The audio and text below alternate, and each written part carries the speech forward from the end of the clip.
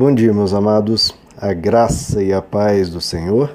Eu sou o pastor Rômulo Pereira, da Igreja Batista Palavra da Graça, e hoje nós vamos estudar o Evangelho segundo João, capítulo 17, verso 12, que diz: Enquanto estava com eles, eu os protegi e os guardei pelo nome que me deste.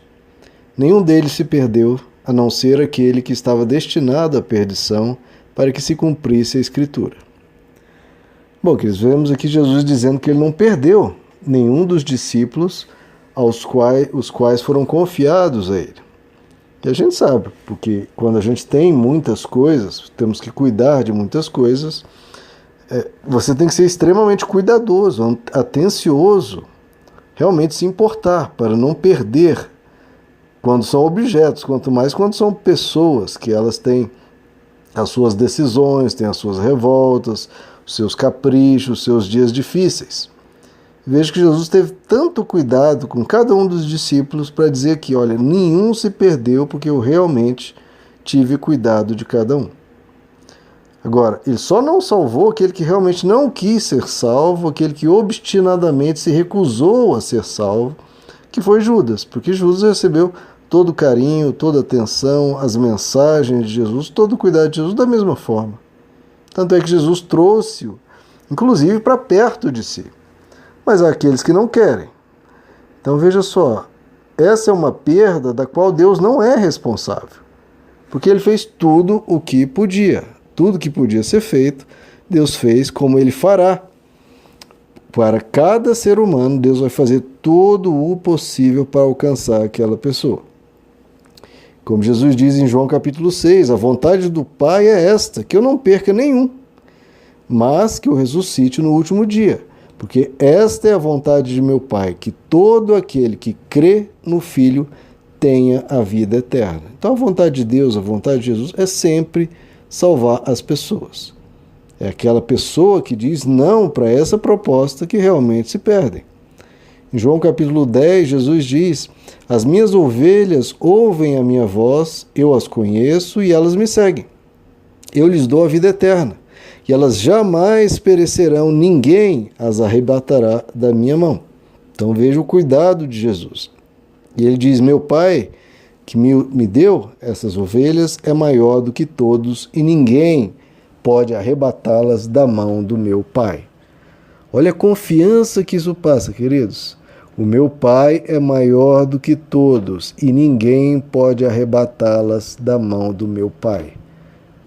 Essa é uma mensagem que deveria gerar o máximo de descanso e conforto ao coração do cristão. Porque o que eu vejo é cristãos apavorados para todo lado, com medo do diabo, com medo disso, com medo daquilo. Não, se nós somos...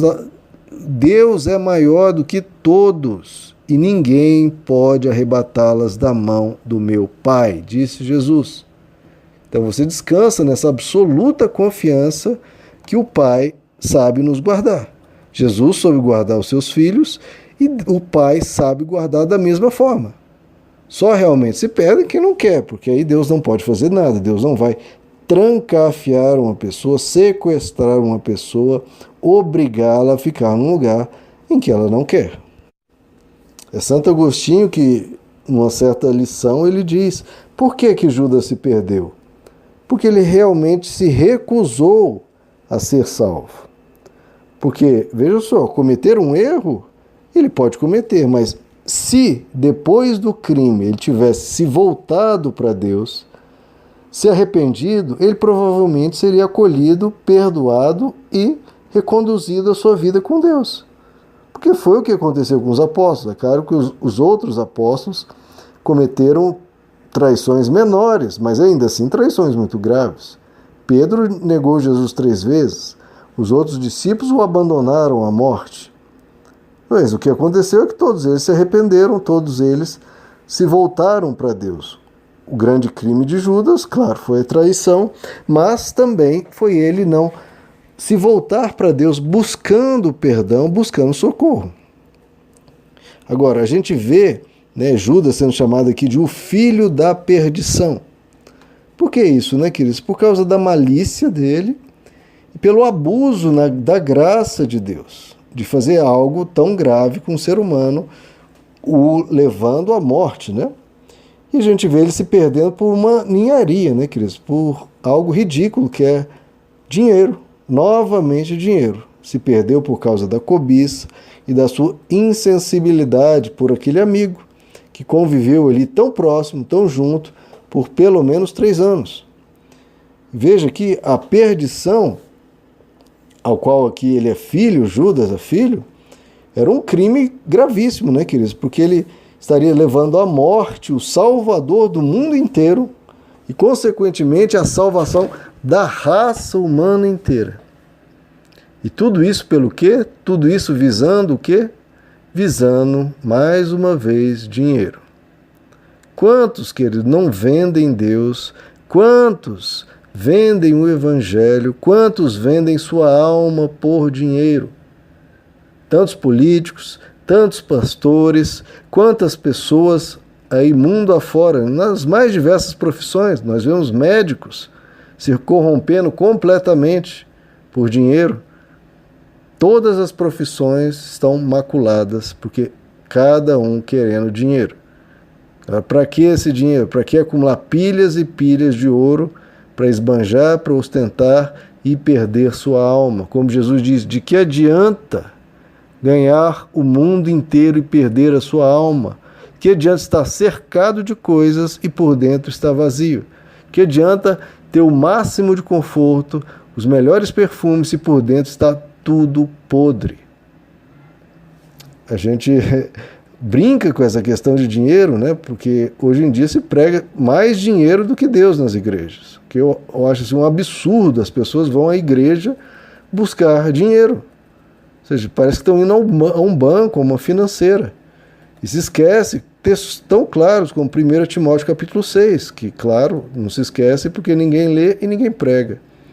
Que diz, os que querem ficar ricos caem em tentação, em armadilhas e em muitos desejos descontrolados e nocivos, que levam os homens a mergulharem na ruína e na destruição. Que eles têm coisa mais grave que isso?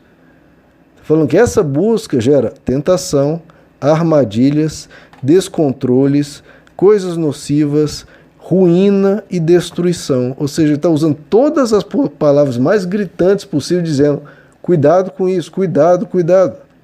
Ele diz, porque o amor a isso é raiz para todo tipo de mal.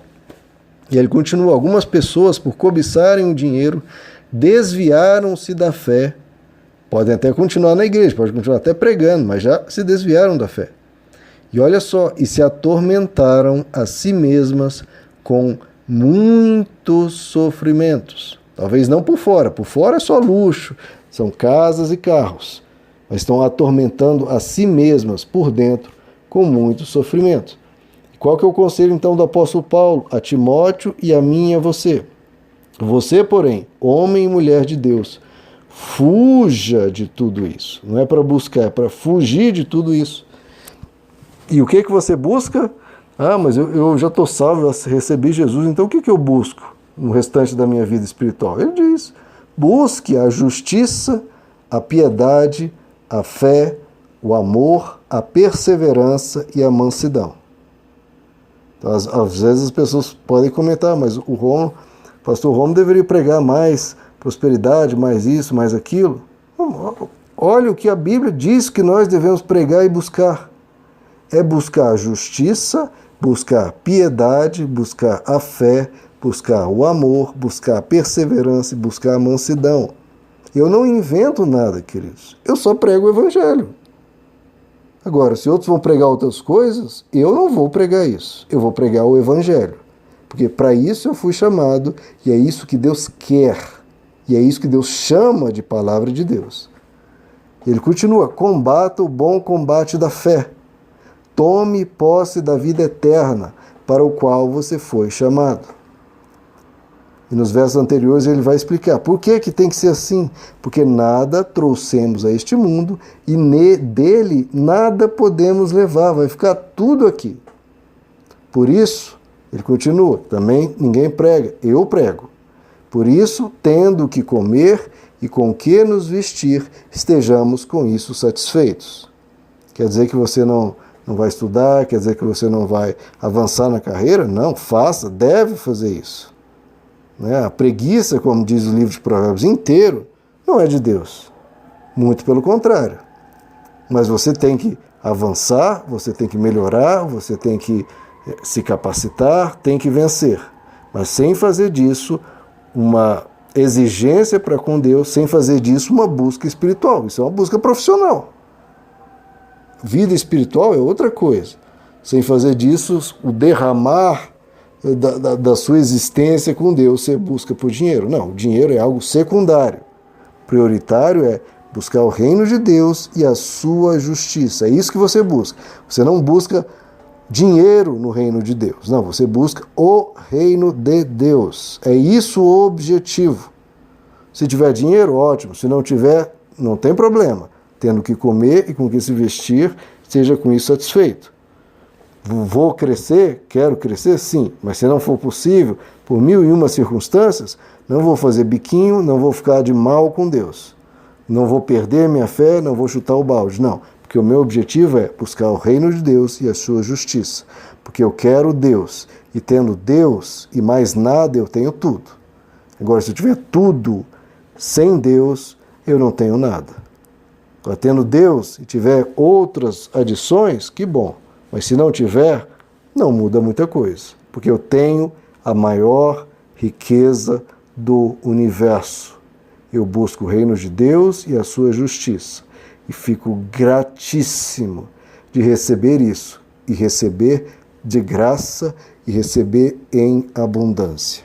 Meus amados, que Deus os abençoe. A graça e a paz do Senhor.